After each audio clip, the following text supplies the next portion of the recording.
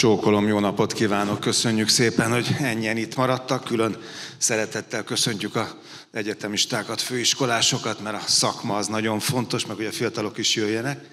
Úgyhogy, és hát ennyi foci rajongó, ez a másik fele. Azt megkérdezhetem, hogy kinek van esetleg jegye az EB-re? Aha, na. És ki szeretne jegyet, mert a végén nem fogunk sorsolni, csak vicceltem. Jó, szóval szeretnének még, ez nagyon jó. Tehát akkor van potenciál a mostani beszélgetésben. Jó, én Érzfalvi András vagyok, még egyszer jó napot kívánok. Vágjunk szerintem bele. Számolgattam, azt hiszem, hogy 4 hónap, ugye? És 4 hét. Hát a magyaroknak meddig, az majd kiderül, de 3 meccs az tuti. Kezdjük Miklós veled, jó? Helyezzel minket egy picit a térképen. Hogy készül most, ha már a cím ugye az, hogy Németország hogy készül, meg mire számít. Vannak alapok, amire számíthat, és van egy erős turizmus, de mégis hogy kalkuláltok? Most mit hoz ez az EB Németországnak? Ugye igazából, köszönöm szépen a szót, Németországnak nem ez az első nagy futball sporteseménye, hiszen hogyha visszagondolunk a 2006-os világbajnokságra, akkor az Németországnak minden szempontból egy hatalmas siker volt, hiszen a német imidzset, a németeknek a büszkeségét, és hát nyilván anyagilag az ország is nagyon jól járt, mert hát el lehet képzelni, hogy hány meccsen hányan vesznek részt. Mi úgy tekintünk a Futball Európa-bajnokságra, hogy Németország, egész Németország egy nagy-nagy szurkolói aréna, és a legtöbb városban kialakítanak különböző területeket, ahol részt vehetnek úgy a szurkolók, és ez egy nagyon fontos információ, akiknek nincsen jegyük mondjuk egy futballmeccsre, mert nagyon sokan vannak, akik ugye pályáztak, ugye volt ez a kvázi sorsolás, és hát ugye ott is nagyon nehéz volt jegyekhez hozzájutni, de ha mondhatok 2 aprócska számot, hogy 2,7 millió jegyet adtak, vagy adnak el, tehát annyian mennek a meccsekre, de több mint 7 millió vendéggel számolnak, akik ezeken a szurkolói tereken, placokon, a városban részt vehetnek a játékokon. Tehát ez egy biztatás, hogy akkor is érdemes kijönni mindenképpen, ha valakinek nincs jegye a meccsre. Fantasztikus egyébként, hogy az a rajongás nem, meg a fanatizmus. Hát nincs jegyem, nem tudok bemenni, de elmegyek, hogy egy arénába ott kint, mondjuk Stuttgartban szurkoljak, ne itt Budapesten.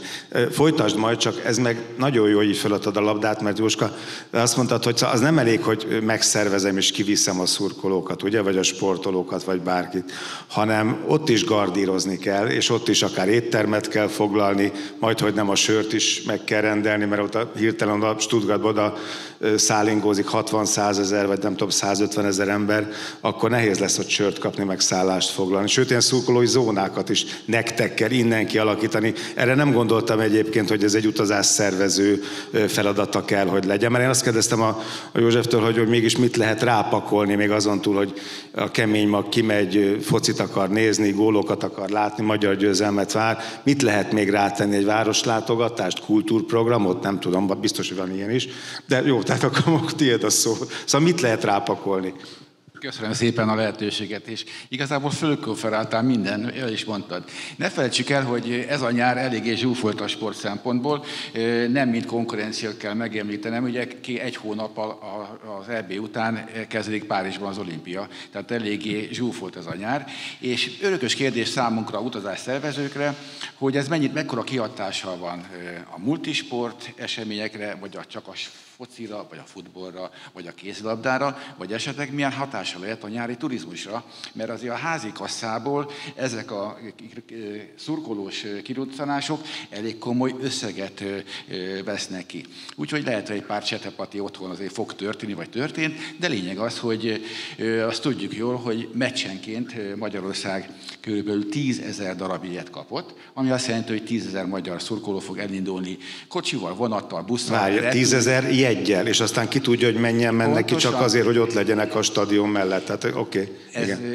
Ez fontos. Én is igazolni tudom, és az igények alapján pont erre is gondoltunk, hogy számtalan olyan rajongó fog kimenni, aki tudja jól, hogy akár a német oldalról, akár a mi oldalunkról fanzónák fognak kialakulni, ahol majdnem karnyújtásra a stadion közelében, halló távolságban tudják nézni monitoron kivetítőn keresztül a meccset. Mert mi gondoltunk, mint magyar szurkolókra, és főleg a stuttgarti helyszínen a stadiontól 5 percre egy fanzónát építünk föl, ahol gyakorlatilag pont az a célja, akik nem jártassak ebben, ugye a meccsek általában délután, este, késő este zajlanak, és az utasaink akár a vizerseg illetével, vagy egyéb közlekedési eszközzel már ott lesznek kora délelőtt, és hangolódnak ugye a meccsre, mit jelent ez? Ehhez kell a sör majd. Hát, ezt nagyon jól érezted, gyakorlott szurkoló vagy szerint te is. Teljesen Németország, ugye mit tudnának az emberek? Sört, virslit, rántott húst, úgyhogy gyakorlatilag karnyújtásra Stuttgartban... De nélkületek nem kaptak volna? Vagy nem fértek volna be? Érted? Bocsáss meg, vagy nélkületek nem kaptak volna? Nem, ezek külön magyarok számára szeparáltan építünk fel egy fanzónát, ez a folyó partján lesz, ahol hát a riporterek koronázatlan királya, ugye Hajdú B fogja konferálni és fölhangolni a szurkolót, miatt még rohanna ő az élőadásba. A sportriporterek. A sportriporterek, gondolom, hogy a Hajdú B is, már tudjuk jól, hát ő az örökös foci ilyen kiemelt eseménynek a közvetítője. Természetesen ahhoz, hogy jobban fogjon a sör, lesz rakoncai koncert, lesznek híres DJ-k, illetve ahogy a meccs elkezdődik, úgy a nagy kivetítőn magyar hajdúbi hanggal a fanzónában nézhetik, akiknek nem jutott jegy. Na, szóval a kultúrprogram is megvan, akkor nem tévedtem én olyan nagyot. De már te mindjárt kapsz még szót, mindenki kap szót, csak pörögjünk akkor körbe, és fordítva kellett volna indulnom, de hát mégiscsak a házigazdától indultunk. És az pikáns a dologban, hogy ez fogalmam nem lett volna egyébként, de Svájc, Skócia és Németország. Tehát a németekkel is játszunk. Tehát ott a zónában lesz majd azért egy német-magyaron némi pikantéria. Most már tudjuk, hogy hova megyünk, tudjuk, hogy kiknek a szervezésében mehetünk, de hogy mivel megyünk, vizerrel megyünk. Azt megbeszéltük, hogy ezek külön gépek nem indulnak, ugye? Tehát így járatbővítése nem számolhatnak a magyar szurkolók. De külön gépek indulnak, nem csak Magyarországról, hanem egyébként számos más országból is indítunk külön járatokat. Angliából, többek között Romániából, Ausztriából, Szerbiából, Albániából. Úgyhogy nem csak a magyar szurkolók tudnak kimenni a magyar válogatott meccseire, de hát természetesen itt most az a lényeg, hogy erről is beszéljünk. Magyarországról, Budapestről, illetve Debrecenből is indulnak járatok Kölnbe és Stuttgartba egyaránt. Ezek nem szokásos járatok? Így van, ezek nem a szokásos járatok, tehát ezek nem azok, amik a menetrendben szerepelnek, hanem ezek azok, amiket mi külön szurkolói járatokként betettünk a menetrendbe, pontosan azért, hogy a magyar szurkolók minél könnyebben kijuthassanak, és ott a helyszínen támogathassák a csapatot. Mit láttok a foglalásokban? Tehát mennyire népszerű egyébként Németország, és aztán akkor Miklós itt jössz majd vissza, egyébként EB nélkül, és ez most mit hozott, mit erősít? Azzal kezdeném, hogy a német piac nagyon fontos piac egyébként számunkra is. Azt talán tudják itt a jelenlévők is, hogy több mint 50 országba repülünk, és csak tavaly több mint 60 millió utas utazott velünk. De ezek közül is a német piac adta körülbelül az utasaink egy tizedét, tehát több mint 6 millió utas utazott Németországba, illetve Németországból velünk. Ez egy nagyon nagy szám, úgyis, hogy még bázisunk sincsen. Tehát a német piac önmagában nagyon fontos. Hogy Magyarországról milyen keresettek ezek a járatok, nagyon keresettek, azt mondanám, hogy nagyon népszerűek. Ugye Berlinbe, illetve Dortmundba repülünk, és még ezen túl is ezek a különleges szurkolójáratok nagyon népszerűek. Több olyan járat van, ami már sold out, tehát újakat kellett betenni a menetrendbe. Azt látjuk, hogy nagyon nagy a kereslet, aminek természetesen nagyon örülünk, és reméljük, hogy az összes járat sold out lesz hamarosan.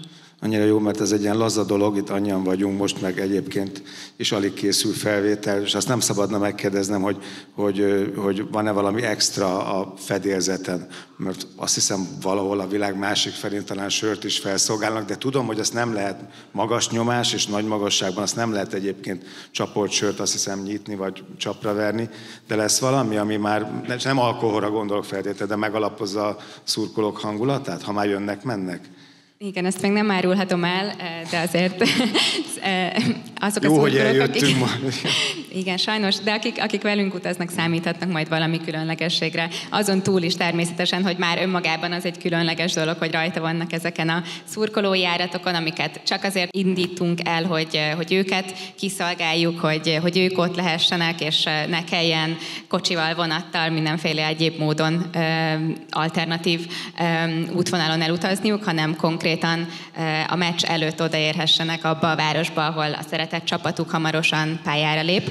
Illetve még azt elmondanám nagyon gyorsan, bocsánat, hogy azt is látjuk, hogy azokon a járatainkon is igazából nőtt a kereslet, vagy azok iránt, a járataink iránt, amik nem ezek a szurkolói járatok, de mondjuk a közelben landolnak, tehát aki esetleg mondjuk nem kap már jegyet erre a szurkolói járatra, mert hogy már az összes jegy elkelne, akkor még a menetrend szerinti járatunkkal eljuthatnak többek között Dortmundba, és akkor onnan akár valamilyen más módon el a meccsekre. Princiger Péter fog majd ma itt előadni nem sokára, és kerékpárról lesz szó, meg a Balaton körüli kerékpárutakról is lesz szó.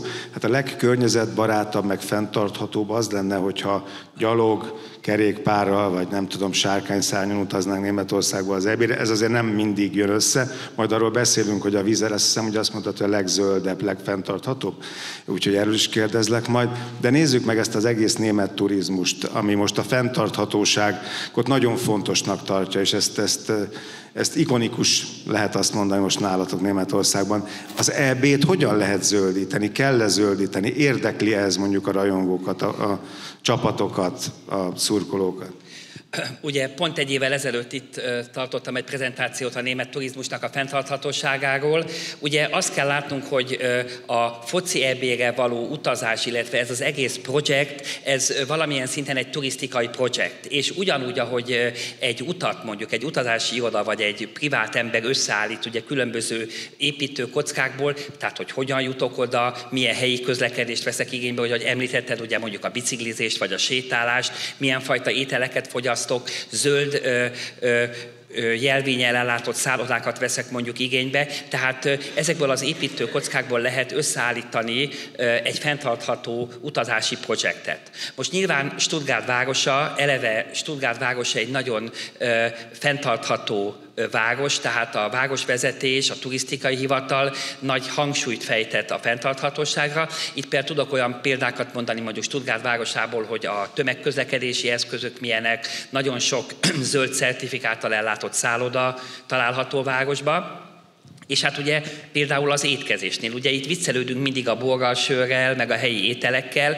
Ez igazából nem vicc, mert gondoljuk meg, hogy ha már egyszer Stuttgartban vagyunk, akkor mondjuk ne avokádós pirítóst tegyünk, vagy ne mangó gyümölcsöt, hanem például Stuttgartban nem is a sör annyira fontos, hanem ugye a bor, hiszen Stuttgart városa például, hogyha ugye ott eleve 2 meccse lesz a magyaroknak, az egy hatalmas katlanba helyezkedik el, ahol szőlők vannak körbe-körbe. És a következő beszélgetésben borászok is jönnek Magyarországról, tehát ezt azért kiigazítanák egyébként, de értem, hogy a borot fontos, tehát akkor meg kell kóstolni a helyi borokat, természetesen a magyar boroknál, mint a magyar hölgyeknél is nincsen jobb és nincsen szebb.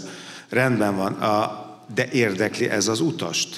Az, hogy milyen a matrica, hogy éppen mire száll föl, hogy éppen annak a rendezvénynek a lábnyoma, karbonlábnyoma éppen mekkora izgatja. Bárkit ez érdekel már? Következő, ezt a kérdést nagyon gyakran fölteszik. Én egyet tudok mondani, mi végzünk ilyenfajta felméréseket a magyar népesség körében, és ez az affinitás, hogy valaki fenntartható legyen, ez egyre inkább növekszik. Most teljesen világos, hogy pláne a turizmus, mint tevékenység ugye alapjába véve nem egy fenntartható cselekvés, de ezt, hogyha már turizmus csináljuk, ezt próbáljuk meg fenntarthatóan tenni. Például ugye, ahogy mondtad, hogy mondjuk a Vizér egy fenntartható légitársaság, tehát hogyha már repülni kell, akkor próbáljunk egy olyan légitársaságot választani, amelyik fenntartható. Nyilván Magyarországról, mivel azért annyira nincs messze Németország, a vonattal való utazás a lehető legfenntarthatóbb. Tehát azért vannak pontok, ahol fenntarthatóvá lehet tenni ezt az utat. Általában Stuttgartról beszéltél, Köln, ebből a szempontból nagyjából ugyanezt tudja, ugye?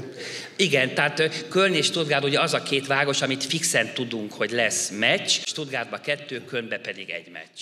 Hát jó, és akkor hol alszanak a szurkolók? Ugye ez itt a nagy kérdés, és ezt már itt vagyunk egy órája vagy kettő, és végül is sikerült félig meddig már lobbizni, ugye, hogy legyen megoldás, mert mennyi mindenre kell gondolni, hogy mondjuk Stuttgartban meddig van nyitva a reptér, hogy mennek a gépek, ugye, és akkor a szurkoló az mit csinál ott magában nagy örömében, amikor véget ér a mérkőzés, ugye? Mert ez is a ti dolgotok, felelősségetek nyilván valamilyen módon, és most akkor ez elindult egy lobby tevékenység, ugye? Kezdjük kronológiai sorrendben. Kölnnél nincsen gondunk. Ugye pont mivel tudjuk jól, hogy egy kölni stadionnak 50 000 fős a stadion kapacitása, tehát Köln bármely nagyváros is fejre fog állni. Mit jelent ez? Gyakorlatilag a transferbuszok már rég lettek kötve, az éttermek nyakig tömve lesznek, ugye általában 11-től 3-ig fognak az emberek étkezni, illetve ugyanúgy a meccs utáni visszajövetel is gondot jelent. Mi erre gondoltunk, és mi budapesti készpekéseket állítottunk össze, tehát repülőjegyünk van, belépőnk van, transfereink vannak, és kénytelenek voltunk éttermeket is lefoglalni, mert tudjuk azt, hogy főleg az incentív csoportjainknál, a céges megrendelőinknél azért fontos, hogy a meghívott vendég egy komplett szolgáltást kapjon a részünkről.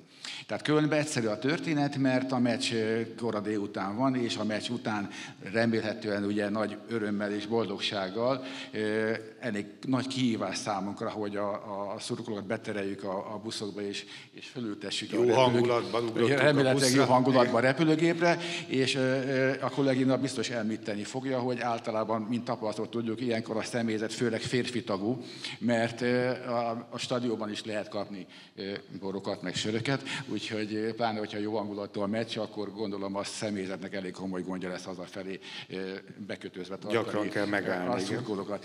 Stuttgart a nehezebb történet.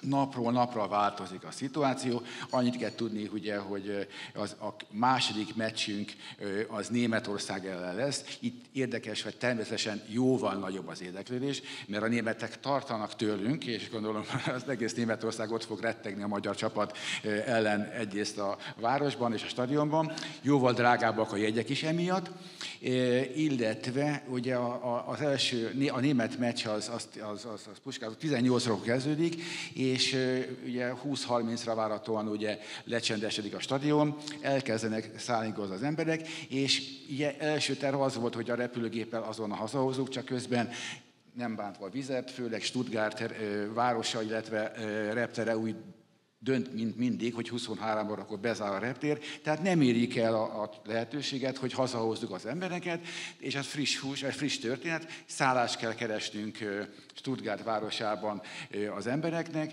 ami nagy kihívás, mert nem csak ez a 200... Most vagy a repteret kell nyitva tartani, vagy járatot kell szerezni, vagy baromi sok panziót, meg szállát kell, vagy legalább kocsmákat. Pont, ahogy mondtad, igen, vagy nyitva tartó kocsmákat, vagy ez a 4 hónap, 4 hét elegendő lesz arra, hogy kilobbizza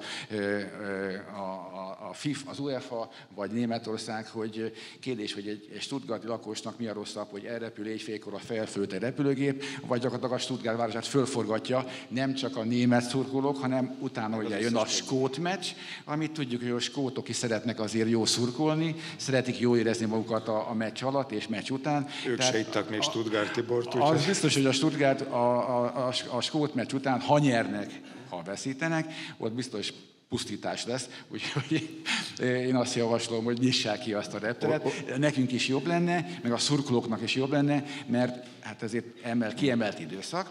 Ugye a szállodák nagyon csibész módon minimum 2 éjszakára adják a szállásukat, ami ilyen esetben a repülőgépünk jön vissza reggel, az egy pazarlás.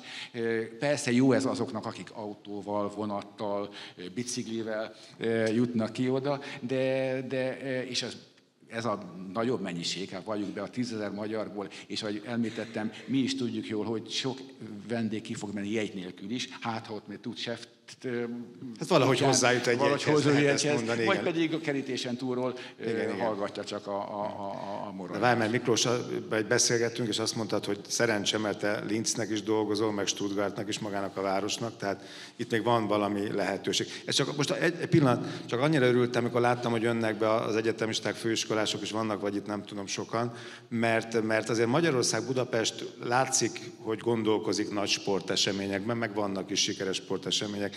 Tehát mondjuk ez akár, ha én 5 év múlva a szakmában lennék, ez érdekes és izgalmas lehet, hogy mi mindenre kell gondolni, hány szál van, mit kell kézben tartani, mit kell kitalálni, és ez egy jó kerekasztal ebből a szempontból engem leszámítva, mert ti összeadjátok végül is így a megoldásokat. Szóval mit lehet most lobbizni, Miklós?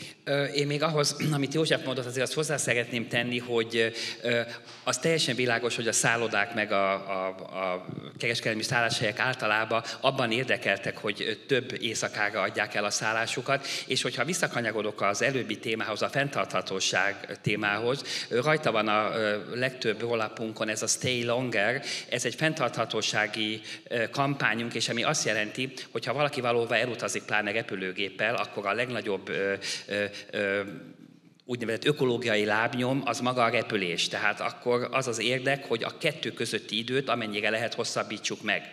És most nyilván ez nem a ti esetetekben, akik szerveztek egy meccsre egy repülőgépnyi drukkert, hanem például, ha megnézzük Stuttgartba, 3 nap különbség van a 2 meccs között. És például az ideális arra, és Stuttgart városa például kinyomtattam egy nagyon érdekes ilyen katalógust ad ki, illetve ezt majd fenntartható módon, ugye online, tehát ilyen lapozható módon is meg lehet nézni, magyar nyelven is, úgyhogy ezt majd még fogjuk kommunikálni a Európa-bajnokságig. Tehát az a lényeg, hogy ha valaki egyénileg megy ki, akkor érdemes azt a 3 napot ott tölteni, és hogyha nincs is a meccshez jegye, ezekben a rajongói zónákban a térképeken be vannak jelölve, de vannak, ahol a futrákok is vannak, tehát ilyen különböző gasztronómiai, ilyen kis lakókocsiszerűségek. Tehát a lényeg, hogy egyénileg is jól el lehet az időt tölteni. Igen, és akkor mi lesz a reptérrel? Abba tudsz lobbizni?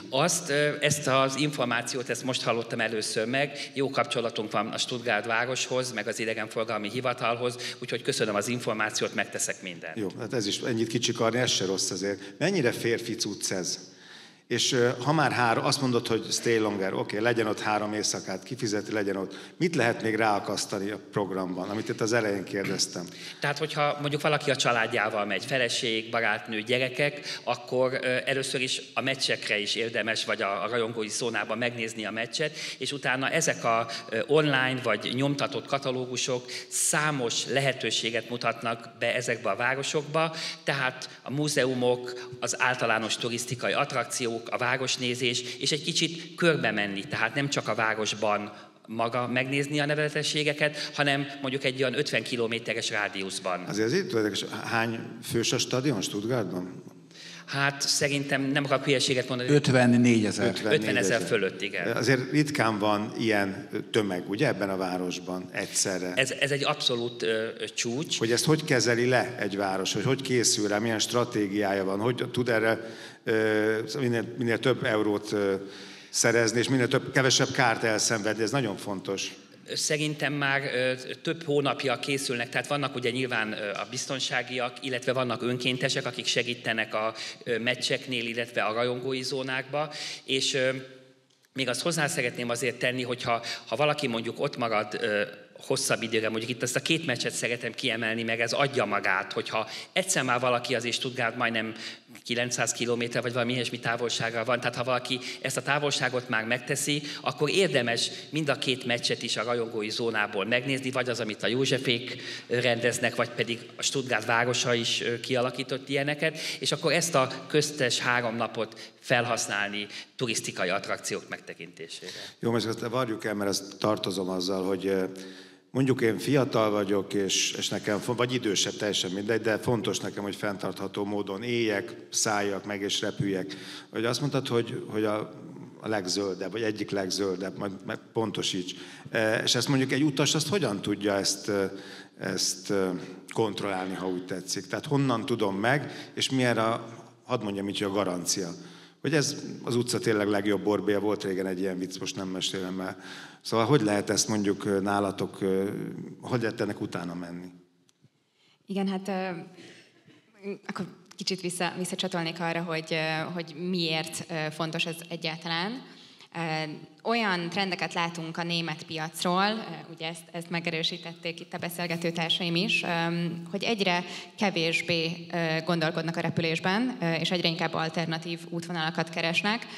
Azért tudunk erre rácsatlakozni, mert hogyha nem feltétlenül muszáj repülniük, meg tudják oldani esetleg más módon is az utazást, akkor természetesen lehet találni zöldebb lehetőségeket, mint a repülés, viszont hogyha valaki repül, akkor nálunk nincsen zöldebb választás. Az egy utaskilométerre jutó káros anyagkibocsátás az egyértelműen nálunk a legalacsonyabb. Ez a garancia tulajdonképpen arra, hogyha valaki velünk repül, akkor a lehető legkevésbé módon terheli és szennyezi a környezetet, és ezért is bíztatunk tényleg mindenkit arra, hogyha repülnie kell, akkor egyértelműen minket válaszolni és velünk utazzon. Rendben. A 3 meccs, ez tuti, ugye ezt mindenképpen megnyerte a szakma is, meg a rajongók is megnyerték. Mi van, ha tovább mennek? Akkor ilyenkor mondjuk egy város, vagy mondjuk ti, ilyenkor még mit tudtok, hát jegy már nyilván nincsen, akkor milyen lehetőségek vannak? Ezzel hogyan számoltok, kalkuláltok? Hát, hogyha én most így makrogazdaságilag, vagy tehát mint nemzet nézhetem, ugye ott elég kicsi az idő, amikor ugye eldől, hogy milyen város jön szóba. Ugye tudjuk azt, hogy melyik az a 10 város, ahol a meccsek lesznek, és ugye Berlinben lesz ugye a döntő.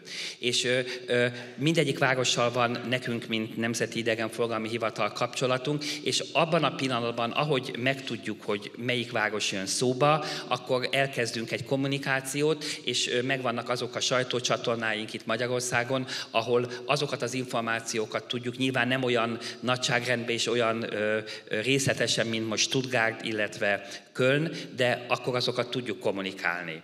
Jóska? Visszatérve még a programokra, tehát ugye nem csak sör, meg rántott hús. Stuttgartban, ahogy mondtam, egy fantasztikus sport aréna részen van a stadion is, mellette van a Mercedes Múzeum.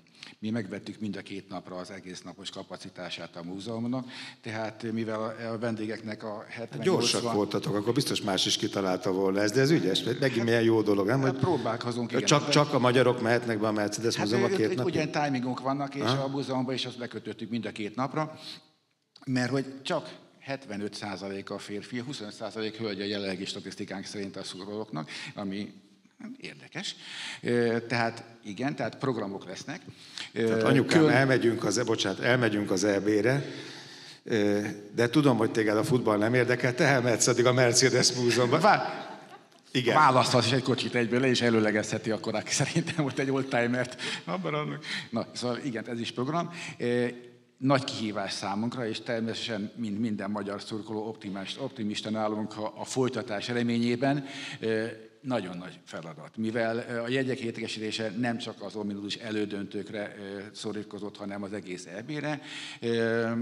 Van kapacitás, természetesen nem ilyen, mint 10 000 jegyes, hanem jóval kevesebb. Ezt majd az illet hozza, hogy utána hogyan tudunk a finishben hozzájutni a különböző jegyekhez. Utolsó kérdés, ez egy sűrű nyár lesz, ugye? Úgy kezdtétek valamelyik, talán Miklós mondta valaki, hogy sűrű nyár lesz, vagy lesz olimpia is. Hát nem én vagyok a hajdúbé, de ezt meg én is tudom, hogy lesz olimpia. Ez az utazási kedvet, és ez az utolsó nagyon rövid kör, ez az utazási kedvet mennyiben befolyásolja? Mondjuk innen Magyarországról. Szeretünk a fotelből nem német bor, de mondjuk magyar sört inni, és mondjuk sporteseményeket nézni. Erre 2 számot mondok. A prognózis, hogy az egész német beutazásnak plusz 4%-ot fog ez hozni, ami népgazdasági szinten egy nagyon nagy bevétel, és mi, a mi kis országunknak a Németországba irányuló kiutazását pedig 7-8%-kal fogja meglökni, ami nagyon jó. A Vizer lát már az előfoglalásokban erre vonatkozó mozgástendenciát? Igen, mi azt látjuk, hogy a 2024-es nyári foglalások ebben az időpontban már sokkal erősebbek, mint akár a tavalyiak, vagy még merészebbet mondok, mint akár a 2019-es évi foglalások, amikhez ugye az utóbbi jó pár évben mindig viszonyítottunk. Tehát egyértelműen azt látjuk, hogy nagyon nagy az utazási kedv, sokkal nagyobb, mint akár korábban. Hát ha már az a cím, hogy lapot húzunk 19-re, akkor ez mondjuk ez akár igazolhatja, és tiéd a zárszó, ugyanez a kérdés. Köszönöm szépen. Ahogy említettem az elején is, a multisport események kontra sport. Mi a 6. olimpiát készítjük elő most Párizs kapcsán. Az a rossz hírem, illetve tendencia, hogy a multisport iránt csökken az érdeklődés. Egyrészt irreális magas árakat kérnek már az olimpiai helyszíneken a bejutásért, illetve a jegyekhez történő hozzájutás is nagyon macerás, úgyhogy látszik is, hogy egy foci EB, pláne a magyar reményekkel elviszi most az érdeklődést a foci irányában, Párizsal ellentétben. Én inkább arra gondoltam, de biztos pontatlan volt a kérdés, hogy nem maradunk-e otthon. A Vizer szerint nem. Attól, hogy ennyi minden van a világban, sportesemény, nem maradnak-e a családok? Nincs erre utalója? Nyilván mindent kutattok és mindent vizsgáltok, figyeltek.